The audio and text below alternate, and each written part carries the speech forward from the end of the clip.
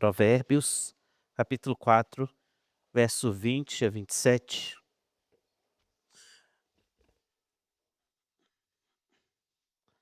Amém?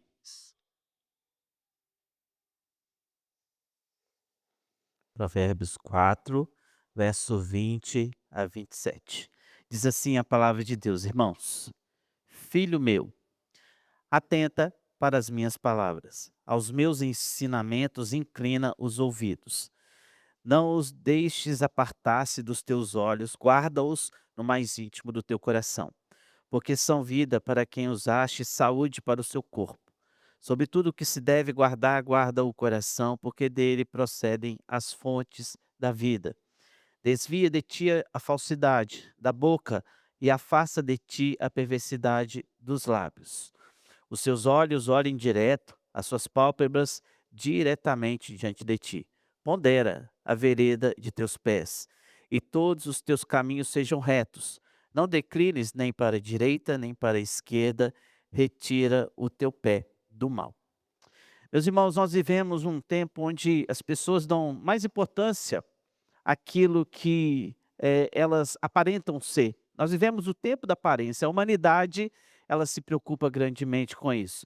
Nós queremos e podemos ter sim uma qualidade de vida melhor, né, em relação à saúde física, mas o que nós vemos hoje, irmãos, é uma busca frenética de tal forma que hoje talvez esteja sobre um dos comércios mais lucrativos, né, do tempo atual, seja a questão da beleza, academias, cirurgias plásticas, procedimentos estéticos, produtos para modelar o corpo, né, para melhorar a afeição, e é então algo muito lucrativo no nosso tempo. Algumas pessoas também têm sofrido, né, no nosso tempo com charlatões, né, pessoas que passam aí por médicos e têm feito cirurgias e deixado algumas pessoas até com problemas, né. Então, irmãos, nós vivemos esse tempo. Não há nada, primeiramente, dizer para você em errado em você cuidar do seu corpo, de forma nenhuma. Mas, irmãos, essa mentalidade de superficialidade, ou seja, da aparência, ela também tem entrado na vida da igreja de uma forma onde as pessoas freneticamente também procuram, irmãos, da mesma forma, ser apenas aparentemente cristãos. É como nós podemos ver Jesus criticando, né, os fariseus em Mateus 23, 27, quando ele chama atenção e diz: sepulcro caiado, que por fora se mostram belos, mas interiormente estão cheios de ossos, de mortos e de toda imundícia. Então Jesus também destaca isso. A questão de que nós precisamos entender que nem sempre aquilo que aparenta ser é realmente o que as pessoas carregam dentro de si. Deus então nos chama, irmãos, a olhar hoje para dentro.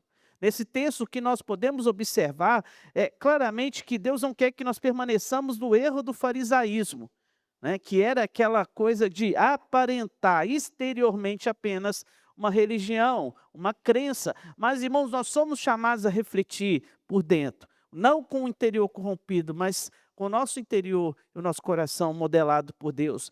John Stott, irmãos, ele vai dizer que a hipocrisia é a sutil tentação de pensar ou de tentar ser aquilo que sabemos que nós não somos diante de Deus, né? Ou seja, muitas vezes, irmãos, nós achamos que somos mais do que somos diante de Deus, mas nós então precisamos e somos chamados dentro do texto a olhar para dentro. Então Deus quer coerência, não, irmãos, encenação.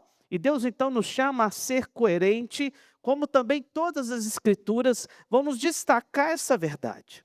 E é por isso que o versículo 20 ele nos chama a atentar para as palavras dele.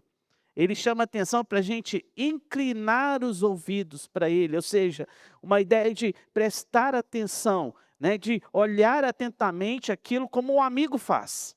Um amigo que se preocupa, alguém que realmente está interessado naquilo que está sendo dito. Então o texto nos adverte a guardar os seus ensinos. No versículo 21, ele fala, no mais íntimo do coração. Encontramos então, irmãos, prazer quando nós olhamos para as escrituras, como o salmista lá no Salmo 1, versículo 2, quando ele fala: "Antes o meu prazer está na lei do Senhor. Então a palavra de Deus, ela traz vida abundante. O versículo 22 ele fala, porque são vida para quem os acha e saúde para o seu corpo. Então, lembrando o que alguns exemplos de pessoas, irmãos, transformadas por Deus pela palavra, são vistos como, por exemplo, no meio missionário, né? Nós tivemos aqui o nosso momento missionário e me recordo de um momento importante. O Ronaldo Lidório, ele conta nos seus livros Concombas, quando ele assim estava trabalhando em Gana, irmãos, no meio de uma tribo, e ali naquele momento, quando as igrejas foram nascendo em outras tribos, pessoas daquelas tribos vinham de longe, irmãos, justamente para trazer aqui uma palavra de Deus para sua tribo. Então eles vinham na tribo que o Ronaldo e Dora estavam, eles decoravam uma passagem bíblica e eles andavam então até a sua tribo e lá todos ficavam ansiosos para ouvir a palavra, porque ainda não havia a tradução da Bíblia, né? Então, irmãos, esse trânsito era constante. Todos os dias pessoas iam e vinham para buscar um trecho, uma porção da palavra de Deus e levar para a sua tribo. Então, irmãos, ele conta de uma mulher que certa vez ela caminhou 3 dias até a sua aldeia, da sua aldeia até onde estava Ronaldo Lidório, para ouvir da palavra, para poder levar para a sua tribo. No meio da caminhada, irmãos, na volta, ela esqueceu de um versículo. E ela retornou, então, quase 3 dias de caminhada para ouvir de novo. O Ronaldo Lidório, quando a viu, disse o seguinte: olha, mas minha irmã, por que a senhora fez isso? Por que a senhora voltou, retornou por causa de um versículo? Ela disse para ele: a palavra de Deus é muito mais preciosa do que você possa imaginar para eu perdê-la no meio do caminho. Irmãos, e muitas vezes nós temos perdido aquilo que é importante no meio do caminho, as palavras que edificam, as palavras que transformam. O reverendo Hernandes, ele resume perfeitamente, irmãos, essa entrega quando ele diz: todo o nosso ser precisa estar concentrado não para perdermos sequer uma palavra de todas aquelas que procedem da boca de Deus. Ou seja, nós precisamos estar atentos, irmãos, atentos para ouvir, atentos, irmãos, para receber aquilo que Deus pode nos falar. No versículo 23, Salomão, então, o homem que possuiu todas as riquezas, nos dá o veredito quando ele fala: sobre tudo que se deve guardar, guarda o coração, porque dele procedem as fontes de vida. Então, se perdermos o coração para o pecado, perdemos, irmãos, também a própria vida. Perdemos, irmãos, aquilo que é mais importante. Se ela é a fonte de vida, nós perdemos a vida. Em Marcos 8, versículo 36, ele diz: que aproveita o homem ganhar no mundo inteiro e perder a tua alma. Se nós perdermos, irmãos, a nossa alma, nós perdemos tudo. Meus irmãos, não basta ser crente, é preciso parecer crente. E quando eu falo de parecer, parece até contraditório, né? Eu disse, critiquei, de certa forma, a questão da pessoa que só se preocupa com aparência, né? Agora você está chamando a atenção, pastor, que nós precisamos parecer? Sim. Mas você vai observar dentro do texto que quando Salomão fala sobre essa aparência, ele fala de aparência de uma forma bem prática, que o resultado de uma mudança do coração interior. Não é, irmãos, o sepulcro caiado, mas é uma realidade demonstrada daquilo que sai do interior, não aquilo que simplesmente nós maquiamos, mas é algo genuíno. É um testemunho verdadeiro. Irmãos, eu queria deixar aqui para você 3 evidências práticas, irmãos, de como o coração verdadeiramente guardado e transformado por Deus se manifesta publicamente para as pessoas verem. Ou seja, nós então paramos, irmãos, de simplesmente parecer, mas passamos a ser. Nós precisamos revelar um coração genuinamente cristão.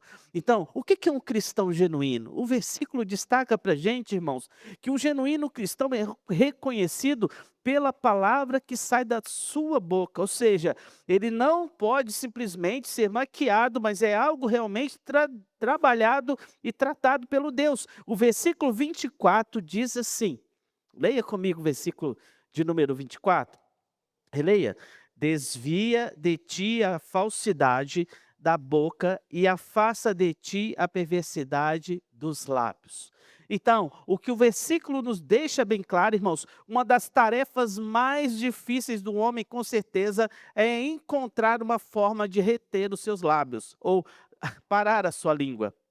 E essa é a realidade que Tiago, por exemplo, vai gastar quase toda a sua carta falando sobre esse comportamento cristão que precisa ser observado com cuidado. Quando ele fala da questão das palavras que saem da nossa boca, lá no capítulo 3, versículo 2, ele vai dizer, irmãos, que se alguém não tropeça no falar, é perfeito varão capaz de refrear também todo o corpo. Muitas vezes, irmãos, nós falamos sem ter totalmente ciência do assunto, ou então expomos coisas, irmãos, que não deveriam sair da nossa boca. No capítulo 1, versículo 19, ele ainda vai chamar a atenção para a gente o seguinte: nós devemos estar prontos para ouvir, tardios para falar. Há, irmãos, um provérbio também chinês, que ele diz o seguinte: existem três coisas na vida que nunca voltam atrás. Uma é a flecha lançada, a outra é a palavra pronunciada e a oportunidade perdida. Então, no meio dessas três coisas que eles dizem que não voltam atrás, a sua palavra é dita, não pode mais voltar para dentro da boca. Então, nós precisamos tomar cuidado com aquilo que sai da nossa boca. Por isso que Paulo vai dizer em Efésios, irmãos, que aquilo que sai da minha boca seja somente para edificar. Se não vai edificar, irmãos, entenda uma coisa: às vezes verdades não precisam ser ditas. Às vezes coisas que eu creio que é certo, é correto, ou alguma informação que eu tenho, ela não deve sair da minha boca, porque nem toda verdade é dita. Nem toda verdade é declarada, mas aqui nós precisamos lembrar que se ela edifica, sim. Se ela edifica, sim. E entenda uma coisa: o que que é edificar? Edificar, irmãos, não são só palavras agradáveis, mas são palavras, irmãos, que vão transformar vidas. E muitas vezes, irmãos, da nossa boca saem palavras que machucam, palavras que ferem, e muitas vezes aquela pessoa que diz, ela não tinha a intenção, sequer em algum momento pensou em ajudar ou edificar a vida do próximo. As palavras que saem dos nossos lábios precisam ser palavras edificantes, né? Então, não é contraditório quando eu digo para os irmãos que ela não precisa ser agradável a quem ouve, porque a palavra de Deus vai dizer, por exemplo, que é melhor um amigo que diz a verdade do que aquele que lisonjeia você. Então, a palavra que edifica é a palavra que transforma vidas. A palavra que edifica é a palavra que acrescenta algo. É a palavra que modula as pessoas, não a palavra que machuca, que fere, que simplesmente traz dor.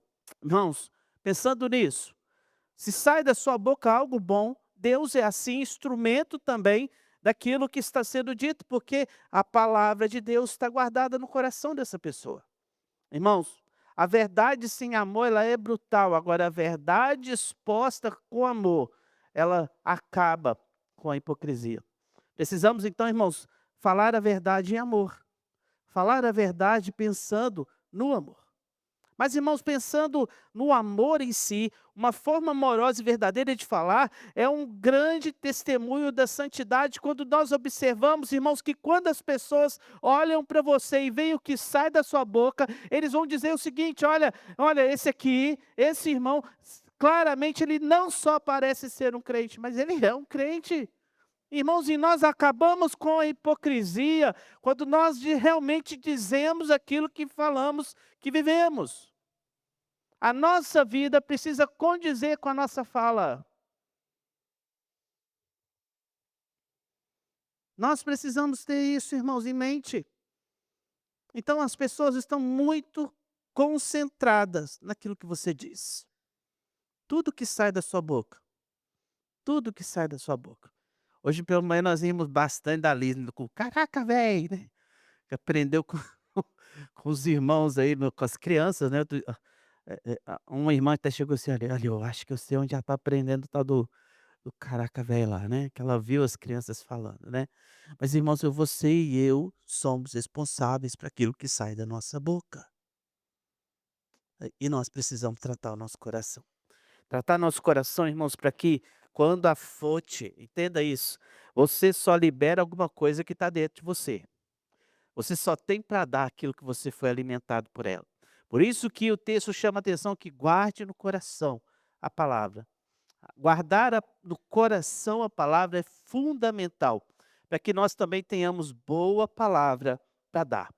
Então, chegamos na segunda realidade, ou segunda evidência prática, irmãos, que nós podemos ver, que é uma pessoa que realmente reteve a palavra no coração, sendo transformada, então ela se torna um crente genuíno, ela é também uma pessoa, irmãos, para onde nós dirigimos o olhar. Olha o versículo de número 25. Versículo de número 25 diz o quê? Vamos ler? Versículo 25.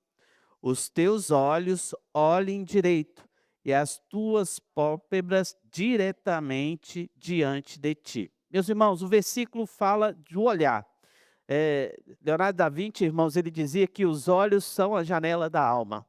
E assim, eles são a porta de entrada daquilo que nós podemos ver, daquilo que nós podemos enxergar. Jesus foi ainda mais profundo lá em Mateus capítulo 6, versículo 22, quando ele fala: são os olhos a lâmpada do corpo. Se os teus olhos forem bons, todo o seu corpo será luminoso. Então, os nossos olhos, eles precisam olhar diretamente. O texto chama atenção para onde nós estamos dirigindo o nosso olhar, direito, diretamente diante de nós. Isso significa, irmãos, ter uma visão filtrada, uma visão concentrada, e entender que nós não podemos perder de vista os nossos focos, os nossos objetivos. E lembrando que o olhar ele é importante porque ele dirige, ele está apontando para onde pensamos em andar. Lembra, irmãos, de Números 13? Números 13, nós temos aquela história triste, onde o povo estava em Cades Barneia, e lá em Cades Barneia, simplesmente Moisés resolve enviar 12 espias. E o foco era claro: observem a terra e vejam se ela é boa, se ela é ruim, como é que são as pessoas daquele local, como é que estão as pessoas, né? Como é que é o fruto da terra, e ver também as suas fraquezas, as suas qualidades, para que nós possamos derrotá-los.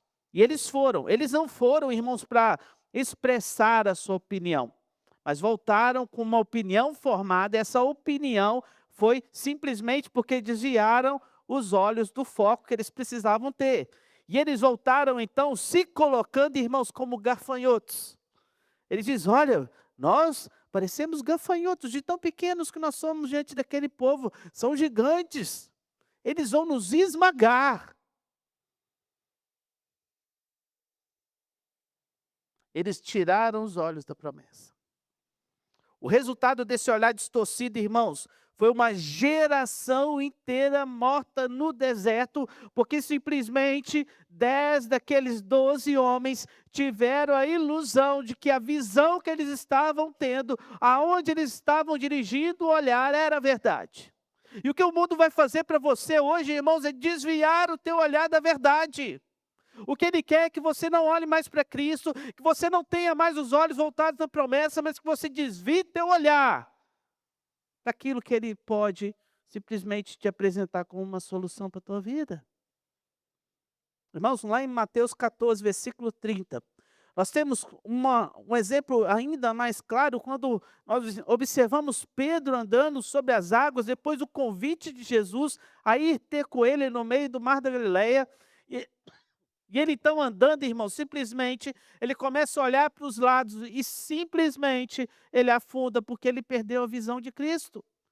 Quando ele olha para as dificuldades, ele afunda. O olhar, irmãos, é claramente aquilo que nos mantém em pé. Mantém o olhar firme em Cristo. Se nós desviarmos os nossos olhos, irmãos, dos nossos objetivos, nós vamos fracassar. Nós, irmãos, somos seres muito sensoriais. A visão, o ouvido, aquilo que nós percebemos. Mas nós somos muito facilmente enganados por aquilo que olhamos. O olhar, ele não pode se desviar. Meus irmãos, ainda deixa eu chamar a atenção para você. O que nós temos aqui, irmãos, diante do texto também, além de podermos observar daquilo que sai da boca, daquilo que os nossos olhos são dirigidos, nós podemos observar também, irmãos, que um coração transformado por Deus e aquilo que testemunha para o mundo que nós somos crentes genuínos é também por onde andam nossos pés. Olha o versículo 26. Então não é só falar, não é só enxergar, mas simplesmente por onde andam nossos pés. Olha o versículo de número 26. que ele diz? Vamos ler? Pondera a vereda de teus pés, e todos os teus caminhos sejam retos. Quando Deus fala de veredas, quando Deus usa a expressão caminho, Ele está chamando a atenção para a gente para a vida. Já dissemos isso. O versículo chama a atenção e começa com o verbo falando pondera, ou seja, pense, reflita. Isso exige reflexão. E o texto também sugere que, se vamos refletir sobre alguma coisa, nós precisamos parar. Então ele chama a refletir numa pausa, onde simplesmente nós fazemos um autoexame à luz das Escrituras sobre o caminho que devemos andar. Irmãos, isso faz bem, quando nós observamos que nas mensagens anteriores nós falamos muito sobre aquela pessoa que é precipitada, aquela pessoa que não reflete nas atitudes. Então, mais uma vez, nós observamos aqui que parar e entender e processar aquilo que está diante de nós sobre o caminho que resolvemos seguir é muito importante. Muitos caminhos parecem fáceis demais, atraentes aos nossos olhos, aquilo que parece perfeito, mas muitas vezes não é. Lembra do Salmo 23, irmãos? O Salmo 23, no versículo número 4, ele nos aponta que mesmo caminhando com Deus, nós vamos passar por vales da sombra da morte. O que ele está dizendo é claramente que diante dos caminhos que Deus nos leva, muitas vezes o caminho que ele nos apresenta é um caminho difícil, é um caminho complicado. O que ele promete para mim e para você é andar junto conosco, mas ele vai existir. Então o valor de uma jornada, irmãos, não se mede simplesmente pela dificuldade ou facilidade do caminho, mas se mede pela presença de Deus. Se estamos andando com Deus, aquele é o caminho certo. O caminho certo. Muitas vezes na minha vida e na sua vida vai ter facilidade, vai sim.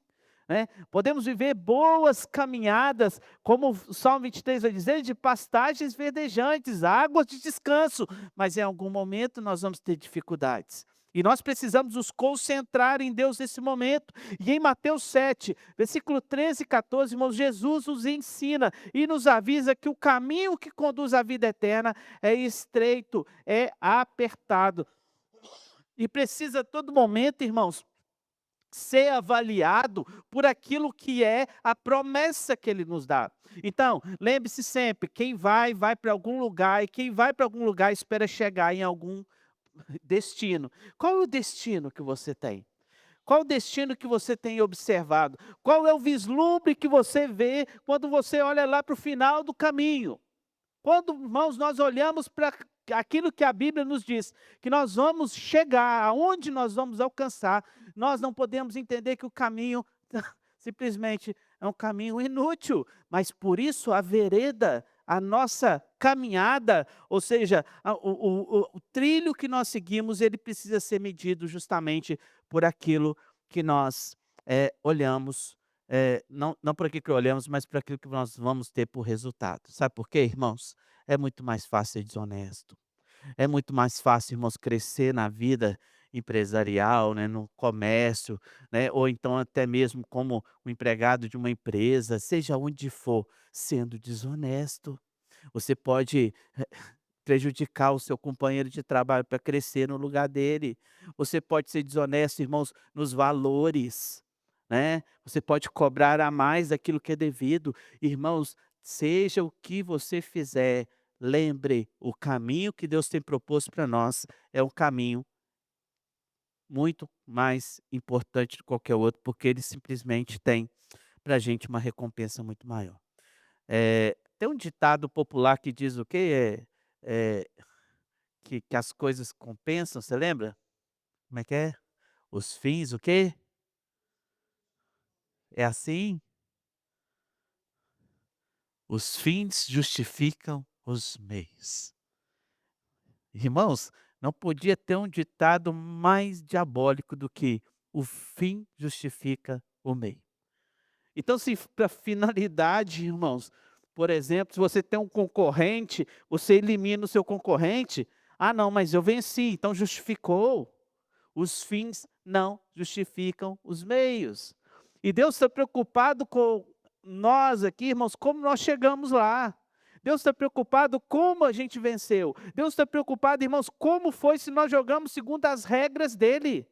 Se nós vivemos uma vida coerente, digna diante do Senhor, por isso que o caminho, a escolha que eu fiz da minha vida ela é importante. Então, se eu, irmão, escolhi entregar minha vida ao Senhor e viver pela Sua palavra, eu não sou mais um enganador, eu não sou mais um roubador, eu não sou mais, irmãos, um caloteiro, um mentiroso, como a Bíblia vai dizer em vários momentos, principalmente Paulo advertindo. Mas agora eu sou diferente. Agora eu sou diferente. Embora muitas vezes a gente vai ter dificuldade lá fora, nem é, irmãos, porque em si aquilo causou dificuldade, mas a gente vai ser criticado por aquilo. A gente vai ser criticado por ser bom. A gente vai ser criticado porque simplesmente nós somos servos de Deus. Irmãos, eu não esqueço do Senhor Eli. O Senhor Eli já está um presbítero, um idoso, né? Mas ele caminhava comigo, né, nas visitas no local que eu morei. Em Campoteira, e o senhor Eni andava de carro comigo, porque ele era aposentado, então ele ia comigo nas visitas. E um dia, ele pediu para a gente visitar um amigo dele que estava com câncer terminal, só que era numa outra cidade. Beleza. E aí, "Vão no seu carro ou vão no meu, pastor?" Eu falei: "Não, vão no meu, então entra aí", já estava dentro do carro, "Entra aí". Ele entrou no carro, e aí, irmãos, ele virou para mim e falou assim: "Se pôr cinto não, pastor, nós estamos na roça". Eu falei: "Mas na roça o carro não bate não?" "Bate". Falei: "Então". Eu falei: "Mas não é lei na roça, na rua, na cidade, qualquer lugar pôr cinto?" Falou: "É". Falei: "Então eu vou pôr cinto". "Ah, mas ninguém tá vendo, não tem polícia aqui, pastor". Falei: "Não tem polícia, mas tem Deus olhando a gente". Ele calou a boca, irmão, pôs o pôs o cinto. É mesmo, nunca mais ele entrou no meu carro sem pôr cinto. Meus irmãos, coerência com a nossa vida, quem somos nós? "Ah, então tudo bem, se ninguém tá te olhando, tá tudo bem fazer errado. Se ninguém tá te olhando, tá tudo bem". E hoje tá difícil até esconder, né, irmãos? Você sai na rua, a cada esquina tem 4, 5 câmeras olhando para você, né. Então se o homem tinha a sensação de ser vigiado por Deus, né, o servo de Deus, agora o ímpio está experimentando isso, porque aonde ele vai tem uma câmera, né. A gente nunca viu tantos acidentes, crimes, né, nas nossas redes sociais, irmãos, para todo lado você abre as suas redes sociais, está lá: "Olha, câmera flagrou isso, câmera flagrou aquilo", né. Então para todo lugar, irmãos, toda esquina tem uma câmera hoje filmando uma tragédia. Da mesma forma, Deus tem olhado para mim e para você, só que o julgamento dele é fiel e justo, e aquilo que nós fazemos vai redundar em bênção ou em maldição. Cuidado com aquilo que você faz. Lembrando aí que hoje acabou, né, graças a Deus acabou a Copa, né. Graças a Deus acabou a Copa e não vou voltar a viver, né. Graças a Deus. Os Joe tá lá assim, ó. Graças a Deus acabou a Copa. Mas na Copa aprendemos umas coisas, né. Achei interessante que um dos personagens que foram aí alvos dos brasileiros, né, fazendo piadas e tudo mais, o Haaland, né, lembra no jogo da Noruega, né. Interessante é o que eles flagraram dele depois, né, irmãos. Que homem gentil, educado, né, correto. Enquanto as pessoas estão lá jogando as coisas, ele está lá entregando na mão das pessoas, ele está lá cumprimentando os outros, ele está lá, limpando o local que ele está. Que coisa, irmãos, isso que o brasileiro precisava observar. Isso que como nós também como crentes precisamos observar que na nossa vida cristã, nós também precisamos olhar aquilo que está à nossa volta, irmãos, e corrigir. Nós somos diferentes. O cristão precisa ser transformado por aquilo que vem de dentro. E se Deus mudou o meu coração, o seu coração, nós precisamos externar, irmãos. O sepulcro caiado é aquilo justamente que está aparente, mas nós fomos transformados, então nós precisamos mostrar aquilo que está dentro do nosso coração. C.S. Lewis ele vai dizer que se você está no caminho errado, progresso significa dar meia volta e caminhar de volta para o caminho certo. Então, se você tem andado errado, se você quer progredir, a melhor coisa que tem é voltar e tomar o outro caminho, aquele que vai te levar para o lugar certo. Hoje, irmãos, é o dia de ponderar, de refletir sobre o caminho que nós temos tomado, se as nossas atitudes têm sido realmente as nossas escolhas, onde os nossos pés têm caminhado, estão corretos.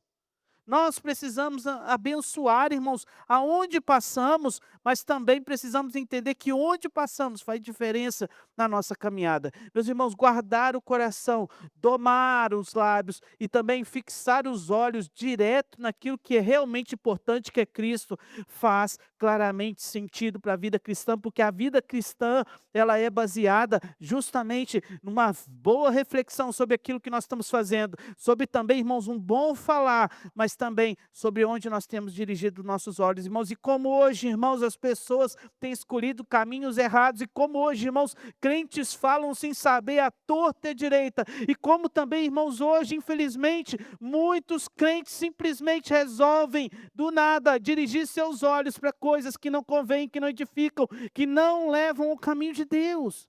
Então, o próprio Jeremias, o profeta Jeremias, ele vai nos dizer que o coração é enganoso, desesperadamente corrupto, e muitas vezes nós achamos que o caminho é melhor. Nós, irmãos, não somos e não conseguimos de forma nenhuma, irmãos, de forma pessoal, única, retornar ao verdadeiro caminho ou progredir de forma que nós possamos mudar a nossa vida.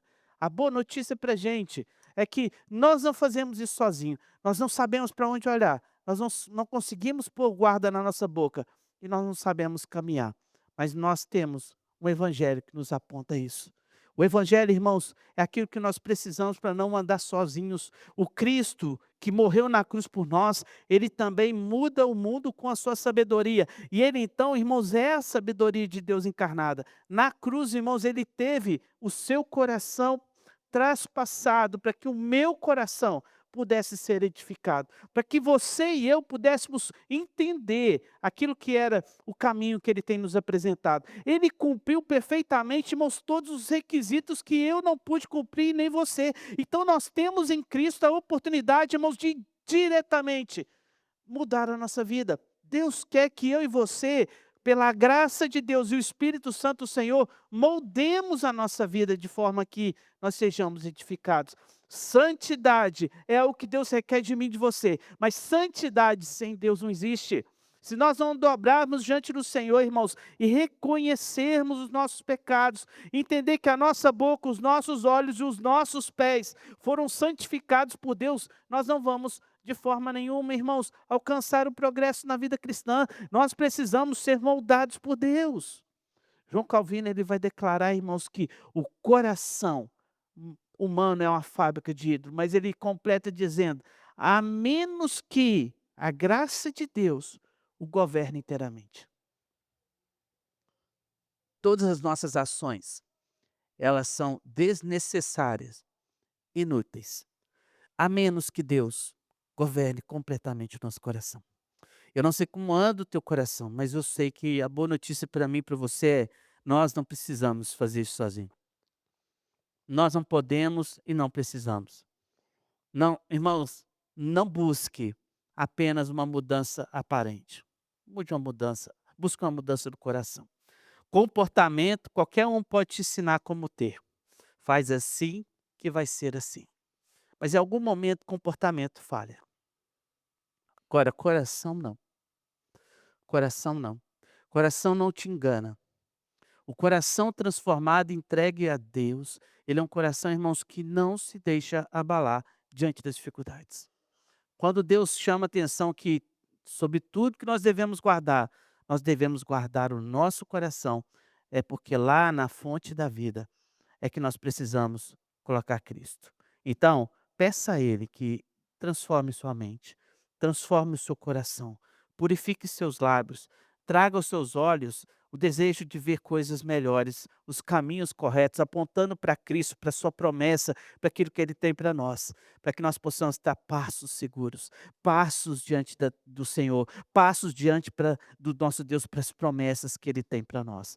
Meus irmãos, a palavra de Deus é o caminho que Deus deixou, ou seja, a rota, né, o mapa que Deus deixou para que nós pudéssemos seguir. Vivamos por Ele. Vivamos por Ele. Vivamos porque essa palavra ela é edificante. Irmãos, eu lembro que criança, por volta de 7, 8 anos, eu vim uma vez no Rio de Janeiro aqui.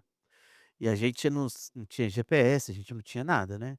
Então criança, minha mãe falava: "Não fala que é mineiro, não solta minha mão".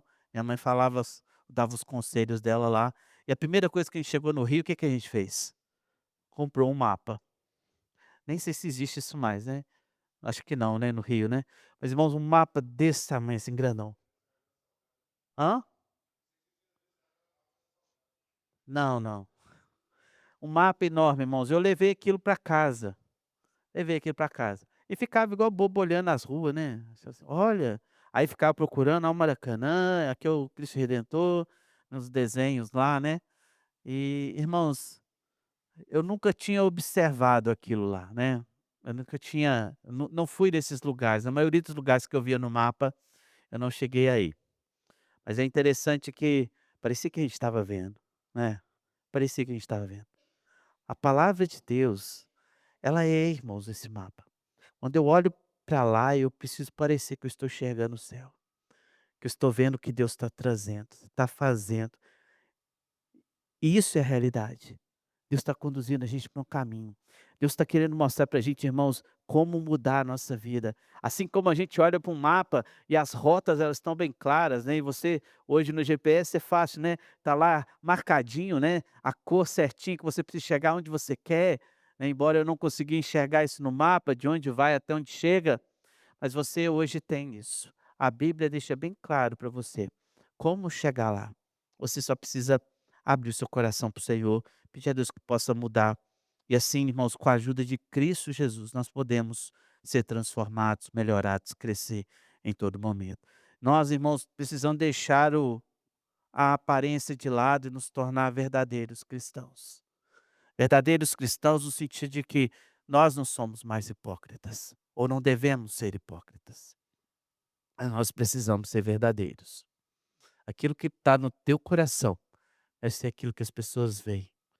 Na sua fala, nas escolhas que você faz dos seus caminhos e naquilo que você tem dirigido seus olhos. Curva sua cabeça, vamos falar com Deus? Que a Deus esteja abençoando a nossa vida. Vamos falar com o Senhor. Deus amado, nós damos graças, Senhor, porque nós não escolhemos, Pai, caminhos, ó Deus, de morte, mas o Senhor nos apresentou um verdadeiro caminho, esse caminho, ó Deus, a qual o Senhor nos apresenta. Ele é um caminho, Deus, onde nós podemos enxergar e vislumbrar que a chegada, aquilo que é o resultado dele, Deus, compensa. E o Senhor, Deus, conhece o nosso coração. A todos nós, ó Pai, nós, ó Deus, não podemos esconder de Ti. Mas nesse momento, ó Pai, nós clamamos ao Senhor que vigie, Deus, as nossas vidas, ó Pai, e também nos auxilie, Deus, porque muitas vezes nossa boca fala o que não deveria. Nossos olhos têm apontado, Deus, e têm visto, Deus, coisas que não deviam. E os nossos pés, Pai, em algum momento podem se desviar ou se desviaram dos seus caminhos, Pai. Nós clamamos ao Senhor e pedimos que abençoe nossa vida, para que nós possamos, Deus, andar pelo verdadeiro caminho. E assim possamos alcançar as promessas que o Senhor tem para nós. Abençoa nossas vidas, Pai. Obrigado, Deus, por esse momento em tua casa. É a nossa oração em nome de Jesus. Amém.